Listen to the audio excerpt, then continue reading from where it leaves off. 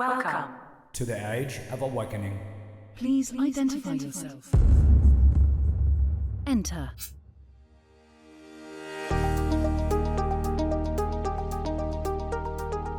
Hey, Triple P Nation. Welcome back to the podcast. Guess what? This week, you're going to love this show. We're doing something entirely different. I mean, I've had guests before, but not someone who is bringing the level of knowledge and information on topics that are affecting you, your family, and your future like this particular guest. My guest this week is Sharyl Attkisson. Sharyl Attkisson is a 5-time Emmy Award winner and the recipient of the Edward R. Murrow Award for Investigative Reporting.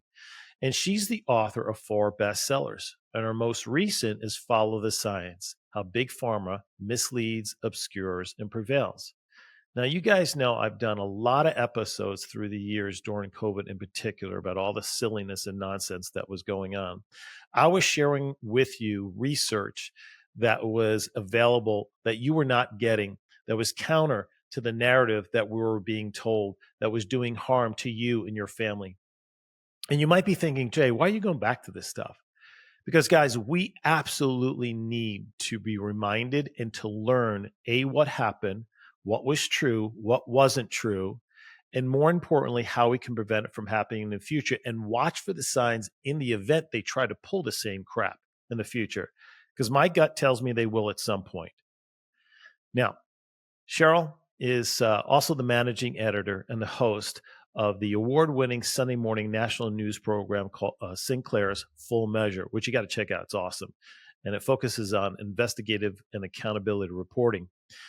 For 40 years, Sharyl has been working as a correspondent and an anchor at Full Measure, CBS News, PBS, CNN, and local news. And in 2024, she received 5 Telly Awards for her reporting on Full Measure. She's the real deal. I read her book, Follow the Science, and I was absolutely blown away. And she was so gracious to accept an invitation to come on this show. And I'm very grateful. I'm really grateful for you guys because you need to hear this. And by the way, please, I'm begging you, share this with everyone you know. Why? Because COVID affected everyone. By the way, we're not just going to talk about COVID. In fact, we're going to be talking about the unholy alliance between Big Pharma, Big Medicine, and agriculture, and what she has learned through the years. Guys, there's forces at work that are undermining our well-being, that are undermining our family. And she's done the work. She's been courageous enough to look underneath the hood and to really learn and share with us some astounding information. So it's something you're going to want to really pay close attention to. We talk about media, the effects of media. We talk about censorship. We talk about a term called astroturfing, the alliance between CDC, NIH, and also the FDA, and how the policies that are being written by people who have conflicts of interest because they're also compensated by the pharmaceutical companies. For some of you, this is going to feel very uncomfortable because some of you are not aware of this stuff, and it's okay. For some of you, it's going to be an affirmation, what you've known to be true, and just take it to another level. But either way, we need to know. Either way, the choices and the decisions that you make for you and your family now are going to have lasting impact, generationally, by the way. But we also leave you with some hope. And so I really feel that you're going to love this episode. And before we get to the episode, please share, rate, and review. Go to your favorite podcast app. By the way, go check the interview out on YouTube. We got Sharyl on YouTube, and we have a great conversation. Obviously, it's the same one, but it also has video there as well. And again, before we begin our episode for today, it wouldn't be a normal episode if we didn't start with our success snacks, which is 6 ways to avoid being manipulated by propaganda. Is there a theme here? You bet there is. All right, so number 1 is check for what's called emotional manipulation, because propaganda often appeals to emotions, especially your fears, your anger, or extreme pride. This is designed to influence your opinion and your behavior. And if content makes you feel strong emotions one way or another without offering clear evidence or reasoned arguments, it's pretty much manipulative. Number 2 is check out the source. Look at where the information is coming from. Is it credible? Is it a reputable source? Does it come from an unknown or biased organizations? Another thing that we cover in our discussion here today. Number 3 is recognize one side arguments. Yeah, pay attention to those because propaganda tends to present one perspective while ignoring or discrediting alternative views. Where have we seen that lately? Number 4 is spot the use of false or misleading data. Check if statistics or facts used in the message can be verified through other trustworthy sources, which is interesting because some of the research I did in preparation to interviewing Sharyl, I would go to Google and it was counter to the information and research that she had in her book. So that could even be very difficult. I get it. Number 5 is understand loaded language in labels. See, harmful propaganda often uses loaded language, words with strong emotional connotations, and that's to influence, again, your opinion. And also watch out for derogatory or glorifying labels attached to people or groups that attempt to sway you without any evidence. And finally, number 6 is be wary of that us versus them narrative. See, propagandists often create this us versus them mentality, and it portrays one group as righteous and others as the villain. This tactic dehumanizes the other side and fosters division and encourages biasness and perspective, and it undermines any credibility.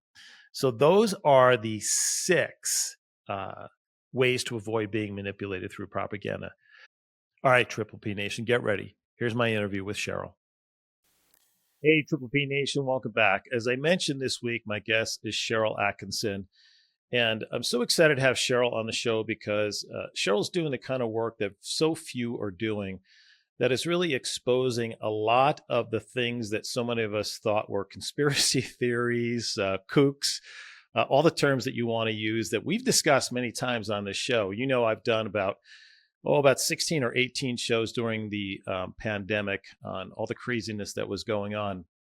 And so I had an opportunity through a mutual friend to interview Sharyl, and I read her book, which is called Follow the Science, How Big Pharma Misleads, Obscures, and Prevails. And I was just blown away. So I'm so grateful to have you, Sharyl. Welcome to the show. Thank you for having me. It's good to be here. Yeah. So let's get into it. As I just mentioned, your book is out. And I must say that as someone who's been talking about these things that are going on, and I call it our sick care system, not our healthcare system, and all the corruption and the unholy alliances between big pharma, big tech, big government, and the food industry. Man, even I was shocked by what I learned in your must-read book. So again, thank you for writing the book and removing the veil on industries that really need to be held to a higher account. So question number 1, how long have you been investigating these issues and how long did it take you to put it together in your amazing book? Well, I started probably early 2000 time period, around 2000. I was not a medical reporter, just an investigative reporter, but CBS assigned me to look into some medical related topics, which started me down a really fascinating avenue of reporting because I quickly learned that medical scandals are very similar to the corporate and government scandals that I've been uncovering for so many years, with a lot of similar components, conflicts of interest, follow the money trails, whistleblowers inside trying to blow the whistle on these things. And this was an area that was so ripe for being covered. And quite frankly, most of the national news outlets were aggressively covering these stories in the early 2000s. And that all came to a sudden halt around a time when I now trace, looking back, that the pharmaceutical industry was developing stronger partnerships with media in order to loosen up pharmaceutical advertising abilities on television to make billions of dollars, changing hands between each side. And with that relationship came a lot more control over what we were reporting. And we went from doing so much coverage on these topics that are so important to so many people to doing virtually no coverage, or if we did cover it, it was only to say that these things had been debunked when they hadn't been debunked, or to put out narratives that weren't necessarily true. Yeah, so that happened in the late 90s, wasn't that, when Congress enacted where the pharma can directly market and advertise to consumers via television? Is that when it really began to happen? It was, but we didn't notice the impact for a couple more years. So it started to get loosened up, but quite frankly, the industry was not sure how far they were going to be allowed to push the envelope with the advertising. And I think it was not really formalized and opened up until negotiations and discussions over this in the early 2000s. And then as it got more and more pervasive, where now pretty much everything you see, on social media and on TV, these ads are just covered with pharmaceutical industry advertising. They not only, in my view, bought out the news industry and the media by supplying them with so much cash, but additionally, it just ensures that these news agencies will now self-censor. They don't even have to be told, as they used to be told, hey, don't go there. They now understand intuitively where their bread is buttered, and reporters understand when they report on certain things, their bosses won't put those things on the air, or will not give a lot of space, in print to those. So they look in other directions.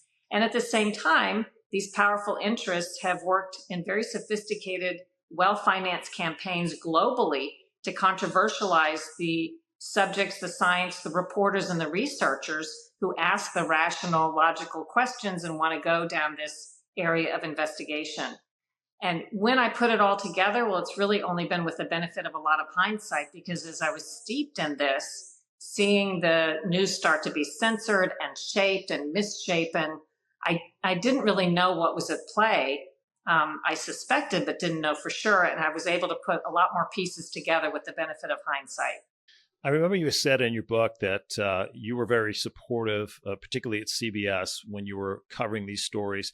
I know you had mentioned about the MMR and the link between autism, and it seemed like they were very supportive. When did that end for you? And was that kind of the demise where you kind of left and went more independent media? Well, no, because after they squashed the reporting on vaccines and autism, I still had plenty of other topics to report on that they were not censoring and shaping as much. And I continued to find other avenues to report and publish some on these controversial issues, despite the powers that be that in some cases didn't want that reporting. I was able to do some. But really, when it got to be that almost no topic outside of health and outside of other things I had done, even those topics were being misshapen and skewed and slanted. It took quite a bit of time, but my last year at CBS that I stayed, I was nominated for 3 Emmy Awards and won the Investigative Emmy Award. I was still doing and getting great stories on the air, but I can only tell you that more were being left on the cutting room floor than I was getting on television, despite what it looked like on the outside. And I just couldn't work under those untenable conditions where they were censoring great stories, and even worse, when I would try to publish stories that they would assign me to do or would bring stories to them, certain managers, not all of them at CBS, certain managers wanted the facts replaced with untrue things, or wanted certain things that were true excised from the stories in order to advance a certain narrative. And I just found that I didn't want to keep working under those circumstances after years of trying to kind of navigate that system. And I'd like to talk more about that in just a moment, but there was a part in your book that was really raw, and I thought about it from a listener standpoint. Again, being the healthcare provider for a long time, I saw behind the veil per se, but you had stated that, when you grew up in this country, right, you grew up trusting systems, you grew up trusting the government and medical professionals, then you never dreamt that they would lie to us or mislead us, particularly as a parent. That they would ever recommend anything that would potentially do harm to your child. So again, as more of this became apparent to you, how'd that make you feel, going from that, and again, most of the people I guarantee are listening to us, some of them are going, this can't be true. It's got to be crazy. This is, and they're having this question and this challenge dealing with, okay, this is institutes that I trusted for a long time, and I followed their advice, and now everything's blowing up around me, and I don't know who to trust or believe. Well, I was stunned, frankly, because as cynical as I might have become about the honesty of certain government entities and corporations based on my experience over the years, I still held out what now seems like a rather illogical faith in our medical establishment as late as the 2000 time period, where I didn't understand that they would or could mislead. The research would be dishonest. I thought peer-reviewed published studies were the gold standard. I didn't think public officials, I didn't imagine they would do unethical things and outright lie to us about certain health matters. I couldn't understand when I started to poke around and find these contradictory claims, why they would do it. It didn't make any sense. And I can only tell you that I studied the vaccine autism issue for over a year before I published my first story on it, because what I was learning was so contrary to everything we'd been told. I wanted to be super careful about it.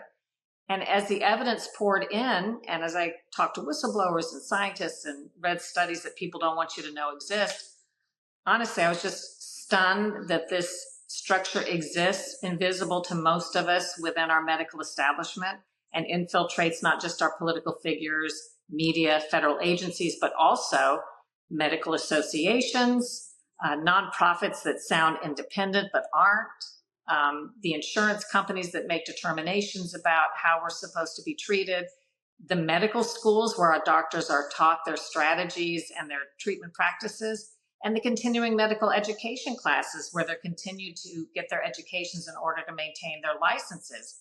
Every step and every place where information can be co-opted and slanted, it has been. And the proof, and I've just taken a tiny slice of that for the book because there's so much, but the proof of it is in the book with some very compelling, I think, data, anecdotes, and documentation. Yeah, there's no question about that. You lay that out quite well. And I just want to connect the dots for the listeners, because I think sometimes they don't quite understand to the level and the degree of really how poor our system is. And it's corrupt in the sense that it just keeps perpetuating a bad system, which is leading to more people getting sick, more people suffering needlessly. But I have a few statistics I want to share with my audience here. The United States spends about 45% of all global pharmaceutical spending when you consider we're only 4% of the population. And that equates to about $1,200 per person per year. And about 30% of the world's prescription drugs we consume way disproportionately to other populations and countries. And then we look at the United States has the highest rate of preventable deaths in conditions such as heart disease and diabetes, cancers, things like that, that really suggests that there's a gap to the quality in healthcare services. And I want to emphasize, yes, healthcare services, not sick care services. Life expectancy is one of the lowest in the industrialized countries, and our mortality rate is the lowest. So when you think in all those terms, help start to connect some of the dots here as it relates to this relationship between media, pharma, and government. And the fact is that we're really not emphasizing the well-being of our population. It's really profit-driven and to maintain the power structure. And again, I think that's really difficult for some people to grasp. Well, I want to comment on one thing you said. I've seen that study that I think says $1,200 per person being spent on healthcare, and it's just an outrageous amount. I think it's way more than that. I'm not sure how they calculate that. Most people spend more than that through their companies and through their personal premiums, not counting what the insurance companies then pay for the services, what we are taxed in order to cover Medicare and Medicaid. An injection, they're pushing all these now injections for medicines people are supposed to get once a month. Those are often $10,000 a piece. I can tell you when my husband recently had a proton radiation therapy cancer treatment for about an hour a day for 7 weeks, each treatment was $10,000, not counting the doctor's care and the technicians and so on. I think it's way more than that. But even at the number you quoted, it still puts us way at some ridiculous place in the world compared to other countries. And I think the system, I won't go so far as to say there is a group of people who conspired to make us sick so that we would have to take their medicine. But I think that's the result of an out-of-control system whereby the pharmaceutical industry has, as its goal, it has a fiduciary duty to make money for the company and for its shareholders. That's something that they should be trying to do. But they're supposed to be watchdogs to make sure that they behave ethically and the things and products and services they offer us are on the up and up for what we pay. And the people doing the oversight, supposed to be the media and our federal agencies and political figures, have been wholly bought out by the lure of the donations in the case of politicians, by the advertising dollars in the case of the media. And then you look at the medical associations who should be instilling ethics and all kinds of good things in our doctors and our system, but they have been bought out. I don't know if people know that, for example, the American Medical Association's new headquarters in Chicago some years ago was largely paid for by the pharmaceutical industry, although they wouldn't tell us how much, which I think is a conflict.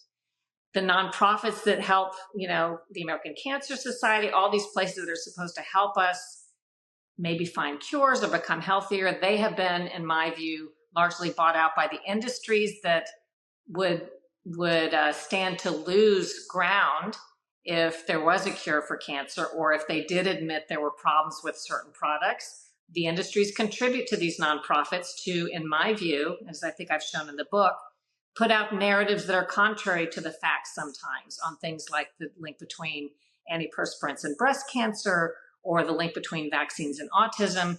So nonprofits and federal agencies are putting out sometimes false information, but they have these extraordinarily strong partnerships and ties with the industry that are so valuable to them. We can no longer count on these trusted entities for accurate and fair information on our health.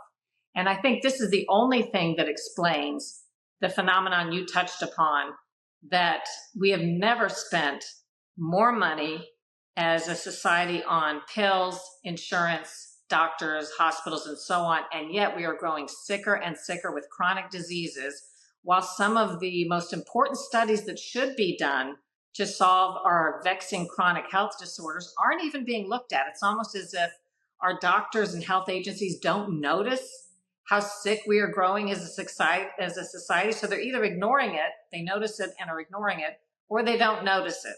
And either way is, I think, equally as troublesome. So that's a great question. I have quite a few friends who are MDs, and we have these conversations in private. And it's quite interesting to hear, because they hear my perspective and they're very respectful, and it's great conversation. It's very stimulating conversation. And what I hear from them is they are really required to go this certain route. In other words, they really can't talk nutrition. If someone comes in with an elevated blood pressure or elevated cholesterol level, they are required by their license to make these pharmaceutical recommendations. They may talk about lifestyle changes, may not in most cases, and they certainly won't be talking about nutrition. So it's more of the same, and there's no behavioral or lifestyle changes or looking at what we're putting in our body to affect some sort of reaction, a cellular reaction to effectuate a different outcome. So a lot of it has to do is how they are required to practice. Well, and that's a function of this conflict of interest, the conflicted system that we've discussed, because the people dictating how they practice are making money off the way they practice and making money off our poor health.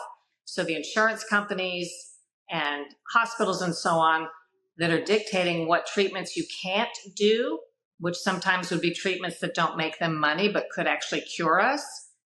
They don't want to cover those treatments, and that's all negotiated with sometimes with the federal government, so that Medicare will or won't cover certain things, or your insurance will and won't cover certain things. They're also taught, doctors in med school, that we are basically reduced to a series of target numbers to be achieved that have nothing to do with our actual health. Get your number down to this particular goal when you may grow sicker and sicker as you've improved that particular number. And people have to understand that those guidelines, the numbers, are being developed in most cases by bodies of experts who work for the drug companies that benefit by the lower guidelines, because now we're going to be prescribed a medicine to meet those new targets. Perfect example, of course, the statins, which can be very problematic drugs. They're super effective at lowering cholesterol, but they can be very dangerous in doing so. Studies show increases in cancer and other problems also. Maybe fewer people die of heart disease, but more people are dying of cancer. Those types of things are not promoted in the studies. You may not see them, but the people who decided that our cholesterol must be much lower and that the answer would be statin drugs, it turned out, I think 11 of the 12 people on this government advisory body some years ago worked for statin makers when these drugs were pretty new and had not disclosed their financial conflicts of interest. And when it came to be the case that it was discovered, some independent scientists saw the conflicts, wrote a petition, told the government, look, these are bad guidelines. You have to find some independent guidelines on our cholesterol and be recommending lifestyle changes. And we're not even sure the target numbers are right because they're based on what the industry wants us to believe. And the government thumbed their nose and said, we're not going to change anything based on these undisclosed conflicts of interest. So here we are, left with lower guidelines for what our cholesterol should be, for what our blood pressure should be than what it used to be, and all kinds of things that direct us toward more and more medicine. And a trend now, I'd love to hear what you think of this. I'm just noticing the new trend is, okay, your medicine's not working well enough. Don't stop taking that, your antidepressant or your, what it's supposed to lower something. Add this booster, so it's a new medicine you can take with it, which may triple or quadruple your side effects if you listen to what they're saying it could cause. But they want you to keep adding more and more medicines on top of the one that's not working for you so that, again, they continue to make enormous amounts of money with very little emphasis, if any, on why are so many people suffering from this illness in the first place and what can we do? I totally agree with what you were saying. And that happens a lot, far too often. And the unfortunate part is that there is no predictive outcome. In other words, we're not trying to work towards a specific outcome. You maybe to minimize symptoms or things of that nature. But really, what are we trying to do? Are we trying to restore homeostasis to get a human being to express more health, to enjoy life to its fullest? Or are we just trying to minimize symptoms so they can get through the day kind of in a zombie state? I don't think we've defined clearly enough within this country what exactly health is, and then what steps do we take to achieve those goals. And that medications, although at times can be effective, they should be short-term remedies, not long-term lifestyle, or for the remainder of your lifespan. Well, an acquaintance of mine who was working on something in my house up north, and I forget the context of the conversation, except he was going to go home. It may have been Venezuela, but it was South America or Central America, to get some kind of treatment. And I said, well, why are you going home? And he said, because there, medicine is a last resort. And he said, when they finally put you on medicine because they don't think there's anything else that works, they only want you on it for the shortest time possible. Brilliant. And I thought that was so smart because there's no doubt that all medicine has side effects. And the longer you're on medicine, in many instances, the more chance of side effects you may have. And I think I've just seen too many people, like other ordinary observers, whose symptoms could be controlled or who may reach a target number in the short term, but I feel like the medicine's killing them in the long run, if that makes sense. They're getting sicker and sicker in other ways, even as, okay, your cholesterol level's better, but you're sicker, The average 70-year-old's on 12 prescriptions. I mean, that it should tell you everything you need to know. It's just mind-boggling. You reference in the book the 3-letter agencies, the FDA, the CDC, the NIH. You talked about the conflicts of interest. And I just wanted to make sure that I emphasize to the audience, that's what you were referencing, if I'm assuming correctly, is the conflict of interest or the people who are serving on these boards, who are making the decisions, who are also being paid by the pharmaceutical companies, and then they're determining policies that are effectuating you and I. Yes, in some cases, and that's the advisory boards. But in a more endemic sense, there is just such a close relationship that's developed. I don't think there's a difference between top officials at FDA and CDC and the pharmaceutical and vaccine industry. They are one and the same. Not the scientists per se, but the ones who are making management decisions at the top. They literally allow the pharmaceutical and vaccine industry to write press releases, to help dictate what press announcements go out. They clue them in on safety issues and discuss them together, what the public will be told. Even as a reporter, if I try to find out on behalf of the public something that's going on with a safety issue, these agencies who work for us will tell me that's proprietary. That's between us and the drug maker, and they keep the information secret from us, the ones who actually they're supposed to serve and who pay their salaries. It's this very perverted dynamic that results in, I think, our poor health. Also, these agency heads, sometimes they they call it the revolving door. They go back and forth, or they know that after they leave the agency, they will have a soft landing and a lot of money in the pharmaceutical industry. Julie Gerberding, the former head of CDC, is a perfect example. She made a bunch of bad decisions as head of CDC. She presided over the swine flu epidemic that never really existed, as I proved with my investigation, and yet developed an experimental vaccine that ended up hurting some people, and then went on to be head of vaccines for Merck right after her government job. The question is, was she already negotiating that, or, basically trying out without even having to say so, but making the right decisions in her government service so that when she left government service, she'd have this job in which they pay her incredible amounts of money. And then she's left that job, as others have, to go on to these sort of quasi nonprofits and third-party groups that continue to work with the pharmaceutical industry, bridging relationships with the government, CDC and NIH, so that they continue to funnel taxpayer grant money to the same companies for the same purposes and not to other things that could be valuable to us. So it's a bad relationship. I'm not sure how you solve that, but I know that the way we're doing it right now has only led to a case where I think the federal agencies, in essence, work at the behest of the pharmaceutical industry. So when did they start working at the behest of the consumer? That's the question I have. You know what I mean? And because it takes.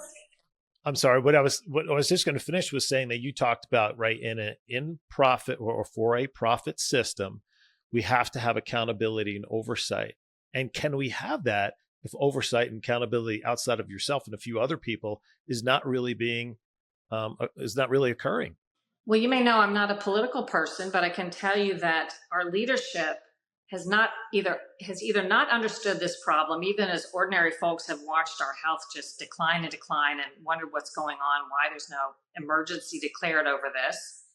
But they either don't understand, or they're being made not to understand by the people surrounding them because they raise so much money from the industry. So they're told that just don't go there. They're not briefed on these things, or they're briefed with the wrong information.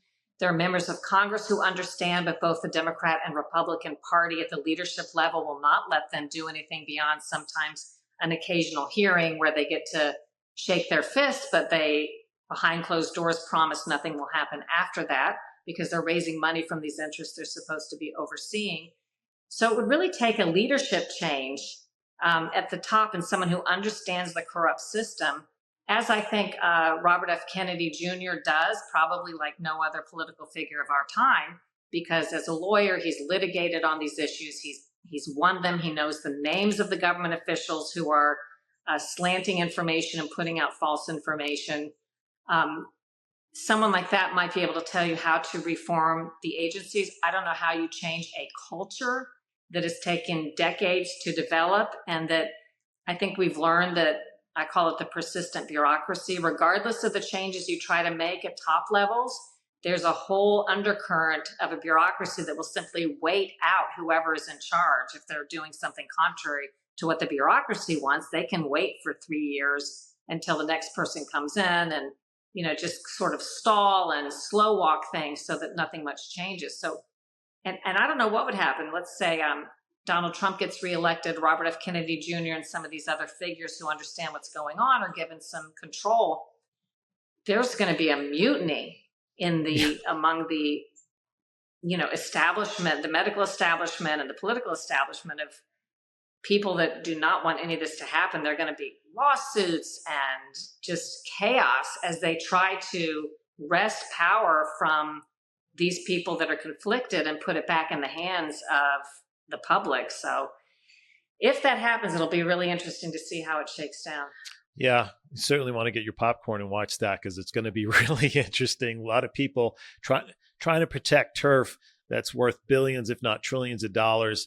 And now you get a disruptor in there. And I believe, again, from an apolitical statement, it's why there's just so much force against Trump to get him elected, because he is a threat to the establishment. And then again, what I love so much about RFKJ, when he bowed out of the race, in his speech was so eloquent when he talked about, the well-being of our society, of our children, and These are the types of issues that we really need to begin focusing on, because it's devastating what's occurring. It's so sad. 50% of children are overweight or obese. 20% have fatty liver disease, which used to be an alcoholic condition. It's just absurd what's going on. We do need a change if we're going to move our culture in a different direction. Why do young men today have 30% less testosterone than young men of my time? Why is that not a national emergency to figure out what's in our environment that's causing that? That's shocking, and no one's talking about it. Well, Casey and Callie Means are. I mean, they're talking about the endocrine disruptors that are occurring in our food, in our water, in our air, the microtoxins. It's starting to gain some legs, which is great. It's interesting. I told you I've been a practicing chiropractor for 30 years. So when I first started, we were called the quacks, the extremist and the far right or the far out there guys. And I came from a very natural health, vitalistic mindset. My wife never vaccinated. Our kids were never vaccinated. We went through all those issues at school with the kids, and I would present research and information, basically shut them down. But now to see it, to see the culture changing, where now this is becoming at the forefront and people are beginning to notice. It's remarkable. It's taken 30 years for this change to occur. But in my mind, without question, there's a shift and an undercurrent that's going on in this country, that it's going to be bottom up driven. And again, if there is a change at the top, the two may meet in the middle, and we could see a radical change in the direction of how things are going. I agree with you on that. And when you mentioned Donald Trump being a disruptor, I have said since the start, the reason we are made to hate Donald Trump and think it's because of his mean tweets is not because of his mean tweets, or not because of any of the narratives that were tried out and started against him in the 2015 time period. It's because he so threatened to upend the establishment, whether we're talking about the medical establishment or the political establishment, that Republicans, Democrats, and some Republicans could not let him or did not want him in charge at any cost. And you talk about their fear in 2016, it is on steroids now because of the hindsight he has, the learning curve that he's been on, and the people that he's now surrounding himself by. The establishment can absolutely not let this happen if there's any way they can stop it, because this is so potentially detrimental to everything that they are trying to have persist. When you talk about chiropractors being thought of as quacks, I now think all of this, in hindsight, is part of a sophisticated propaganda campaign. It's not because anybody out there just had the experience that so many chiropractors were quacks. I mean, a lot of medical doctors do crazy things. So that can be found anywhere. But I think that as people that don't look toward medicine and look for more natural solutions, there has to be a campaign against chiropractors, as there is against pretty much anybody who's off the narrative on these medical frontiers.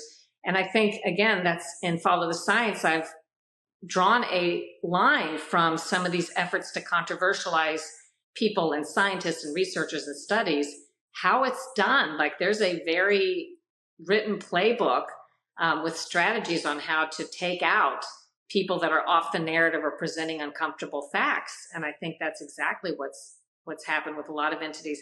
But as you say, if there's a silver lining, everything was so audacious with COVID that people are waking up to what's happening. People who never really paid attention to this saw some crazy stuff on the part of the government and public health agencies and medicine, and it made them start paying attention to something they never thought they really cared about. And that's definitely a positive. To note what you were saying, in 1986, the Supreme Court case, it was McAndrews versus the AMA. The AMA was found in violation of antitrust to destroy and defame chiropractic. It got no media play, not single. No one knows that, so there was a campaign out there that was, specifically driven to undermine chiropractic. I want to switch gears I know we have a little bit of time left, but I want to switch gears here because a really good portion of your book reflected back upon the COVID.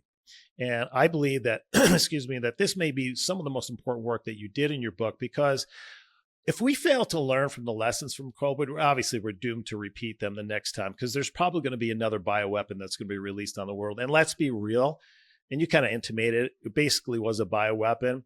And so when we consider all the lies and the propaganda that was fed to us, look, if you've forgotten, let me just remind you of just a few here. So number one is the virus originated in bats and passed through the intermediaries to humans. And then Michelle Lewinsky said that vaccinated people don't get sick or transmit the virus. The vaccine is 95% effective.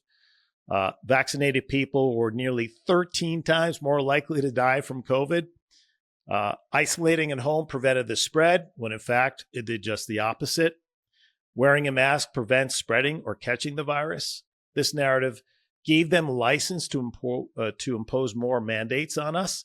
And then, of course, the Cochrane report disproved that. Biden's claim that this is the pandemic of the unvaccinated. And the last one here is they projected mortality rates to be as high as 10%, when in fact, ladies and gentlemen, it was less than a seasonal flu. Every one of these things they told us were proven to be false or outlier lies. It's just crazy. And so I'm so grateful the reporting you did on that, because it's so in depth and it really is going to help remind the reader just what happened, because they're going to try it again. I'm not sure anybody knew. I mean, just one of the most fascinating parts to me of the things that you listed, we knew very early with hard data that isolating at home was spreading COVID. Right. And think about that. They were shutting down beaches and parks and the places we should have been going where there was evidence that there was virtually no COVID spread. And instead we were telling people to go at home and breathe on each other, for 24 hours a day, which is the way COVID is most easily spread. And I think that was fascinating to look at. I never heard anybody else report this. Governor Cuomo, very early on in New York, had a press conference where he mentioned some statistics. This is when a lot of people were dying in New York. And they had looked at the people that were hospitalized and sick, and almost all of them, he said, had been isolating at home. None of them had been out in taxis and public places and concerts and shopping and so on. And that was the signal right there. That should have told everybody, gosh, we better look at these stay-at-home recommendations very early on. And it just sort of flew away like nobody noticed or cared that this data was out there, that they had some pretty hard statistics on that. But yeah, so many instances of false information being knowingly forwarded. And there are instances where we can definitely say it wasn't an accident, because we have evidence that admissions from them, like CDC on the one hand, that information was false. And then we can see them the same officials going out the next day or two and repeating it anyway. So a lot of this was not by accident.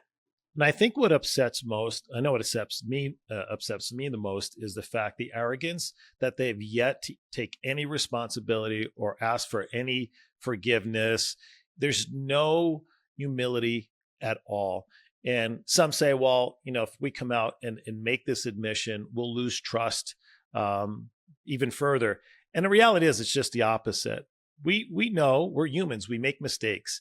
And acknowledging those mistakes in many respects creates more transparency and trust for future events. So to me, that's the biggest part that is most upsetting, is all the lives that were destroyed, businesses that were closed, fortunes that were lost. Sorry, the connection is a tad glitchy. I don't mean to step on you, but that is the age-old argument I heard, in the early 2000s from insiders. Well, if we tell the public about the vaccine autism link, people will quit vaccinating and they'll lose trust, and then infectious diseases will come back and kill everybody. But there actually was an exchange, I think in the late 90s, as the government was understanding the autism connection with vaccines and discussing it internally. And there was an email that showed, I think, a woman from the Public Health Service speaking with somebody else in the government, arguing what you just said. The guy was saying, we can't tell the public this. They will wonder why we didn't do the 8th grade math to figure out the cumulative mercury exposure, for example, one potential culprit. There are many. The cumulative mercury exposure we're giving to kids as we tripled the vaccine schedule in the late 90s. They'll wonder why we did that. They'll lose trust. And she said, if we don't come clean, people do understand something's going on, and they'll lose trust permanently in our public health agencies if we don't admit our problem and then address it. If we admit it and address it, yes, she said, there will be a blip of some people not vaccinating, perhaps for a short period of time, but we'll get that back because we'll have gotten people confident that we're addressing the safety issues with a safer system to replace it, or safer, recommendations. So I thought that was interesting, that conversation about how we can't tell people the truth because then they won't trust us, that was, being put out there 30 years ago. Well, what's interesting, so now let's forget about telling the truth. Let's just censor everybody. I mean, Hillary Clinton came out 10 days or so ago promoting censorship. I mean, the government censored us through COVID. I knew COVID, my first recollection and thought that COVID, there's something going on, was in March of 2020 when I put out a post on the benefits of vitamin D and immunity. And it wasn't specific to COVID, but how to enhance your immune function. And I got shut down by Facebook for 90 days. And I'm like, wait a second, I had reference research articles and I got shut down. And I said, there's something much deeper happening here. So I argue that the censorship trend, which I'm just stunned that we're even having the conversation, and it's not about whether censorship should happen or not, because of course it shouldn't. It's about the details and the terms. Well, should they censor this? And should they only censor things that aren't true? And not, like, they shouldn't be censoring. Like, that's in our Constitution. Right. So the fact that we're discussing it is shocking, but it shows that they're losing the argument of facts to me. Because if they weren't losing the argument of facts, it would be okay to put all the facts out there and you'd win based on your case. But when they know the facts aren't on their side, the only thing left is stronger and more heavy-handed censorship, so that people can't know the facts, so they can't make up their own mind. I think that's the tell. Today, when something is censored and you're told that you shouldn't hear it, or it's not true, it's been debunked, sadly, you should think, your immediate reaction should be, that's probably true, or there may be truth to it when you hear that response. And that's how to use the censorship against them. When you find it surrounding an issue, you should probably look into that issue more and believe that the opposite may be true. I loved your YouTube video, your TEDx talk where you talked about astroturfing, about this topic. Everybody needs to go watch that. It's about 13 or 15 minutes, whatever it is. That was really, really good. I hadn't heard that term in that context before, but it's exactly what you're talking about. So thanks for sharing that one. That was great. So I know we got to run, and I want to thank you for your time. This has been very enlightening, and I hope a lot of people have learned a lot. I'm going to encourage each and every one of you to go out and purchase Sharyl's book. And hey, holidays are coming up. Great gifts. People need to know and understand what's going on. They need to hear from people like Sharyl, who's doing this kind of work, because, be frank, there's not a lot of people who are. So, of course, the book is Follow the Science, How Big Pharma Misleads, Obscures, and Prevails.